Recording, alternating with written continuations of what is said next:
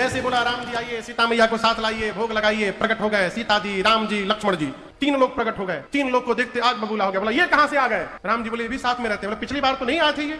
राम जी बोले तुम बहुत जल्दी बुलाए थे ना, तो छूट गए थे ये। लक्ष्मण जी मने मन बोले भैया कहां लेकर हमको आप चले आए, इतना बढ़िया वेलकम तो हमारा आज तक कहीं नहीं हुआ। बोले पाइए आप लोग। तीनों लोग भोजन किए, फिर उसको थोड़ा सा बचा, पाकर गया आश्रम। अगली एकादशी आई तो गुरु जी से बोला गुरु जी पिछली बार लक्ष्मण जी भी आ गए थे, हो सकता है इस बार एक और बढ़ा के ले आवे, तो कम से कम आप 4 नहीं 5 लोगों का राशन दीजिएगा। वो गिना 4 वो, एक हम, 5 लोगों का राशन। गुरु जी बोले इतना नहीं खाएगा, लग रहा है कि ये राशन लेकर बेच रहा है बाजार में, इसको रंगे हाथों पकड़ना पड़ेगा। भंडारी जी से बोले 5 लोगों का राशन दीजिए इसको। वो राशन लेकर गया, उसके पीछे पीछे गुरु जी चल दिए और जाकर गुरु जी छिप के देखने लगे। नदी में नहाया, नहा करके बैठा, आज भोजन नहीं बनाया, भोजन बनाने के पहले ही बुलाने लगा। देखे कितना लोग आवत है आज पहले। शुरू हुआ मेरे राम आइए, मैया साथ लाइए, मेरे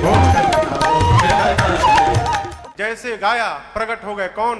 राम जी, सीता जी, लक्ष्मण जी, भरत जी, शत्रुघ्न जी, हनुमान जी। जैसे प्रकट हुए कपार धर के बैठ गए। बाप रे बाप, आज तो अहिबे किए, साथ में 2 बढ़ा के लाए और एक बानर भी पकड़ के लाए हैं। राम जी बोले कहां बना है भोग लगाए हम?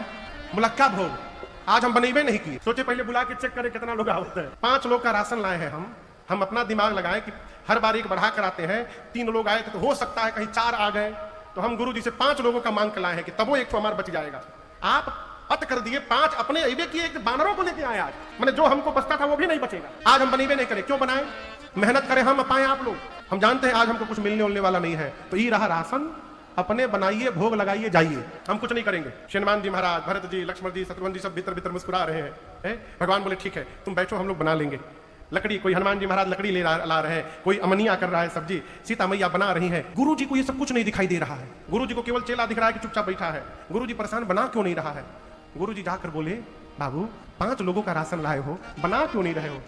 चेला बोला आपको 5 लोगों का राशन दिखाई दे रहा है, और यहाँ बारात आकर के बैठी है वो आपको नहीं दिखाई दे रहा है। गुरु जी बोले हमको तो कोई नहीं दिखाई दे रहा है। अभी और टेंशन में गुरु जी विश्वास नहीं कर रहे कि कोई आया है। जाकर राम जी से बोला राम जी एक तो मैं आज भूखों मरने वाला, ऊपर से गुरु जी को आप दिखाई नहीं दे रहे हैं। राम जी बोले हम केवल तुमको दिखाई देंगे, तुम्हारे गुरु जी को दिखाई नहीं देंगे। उसने कहा राम जी मैं तो पढ़ा लिखा भी नहीं हूँ, गुरु जी मेरे बड़े ज्ञानी हैं, उसके बाद भी आप हमको दिखाई दे रहे हैं, मेरे गुरु जी को नहीं दिखाई दे रहे हैं। राम जी बोले सत्य कहा तुमने, तुम पढ़े लिखे नहीं हो, तुम्हारे गुरु जी बहुत विद्वान हैं, लेकिन एक बात कहूं, जितने सहज तुम हो उतने सहज तुम्हारे गुरु जी नहीं है, इसीलिए मैं केवल तुमको दिखाई दे रहा हूं, तुम्हारे गुरु जी को नहीं दिखाई दूंगा मैं।